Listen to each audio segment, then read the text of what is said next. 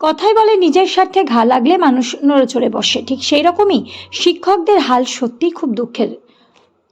26,000 শিক্ষকের চাকরি বাতিল হওয়ার জন্য আমরা সকলেই মর্মাহত। সুপ্রিম কোর্টের রায় অনুযায়ী আজকে হাজার হাজার শিক্ষক তারা অনশন করছে, রোদ বৃষ্টি উপেক্ষা করে তারা রাস্তায় রাজপথ দখল করে আন্দোলন করছে। তাদের দাবি একটাই, তাদের সেই জায়গায় ফিরিয়ে দেওয়া হোক, শিক্ষকদের কর্মস্থলে আবার তাদের ফিরিয়ে আনতে হবে, এটাই তাদের আন্দোলন। কিন্তু একবারও কি শিক্ষকরা ভেবেছে দিনের পর দিন পশ্চিমবঙ্গের স্কুল পড়ুয়া ছাত্রদের পড়াশোনার হার কমে যাচ্ছে?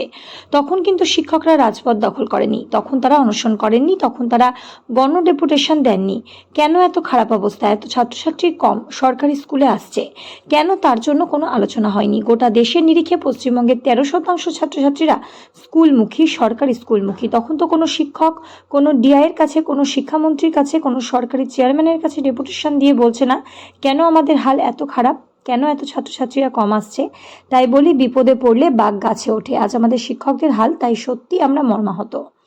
আমরাও চাই শিক্ষকরা তাদের ওই জায়গায় ফিরে আসুক, অর্থাৎ তাদের চাকরির ক্ষেত্রে ফিরে আসুক। আমরাও এটাই চাই। গ্রাম বাংলার পড়ুয়ারা তারা যেন স্কুলমুখী হয়, এটা নিয়ে যেন শিক্ষকদের আন্দোলন করে।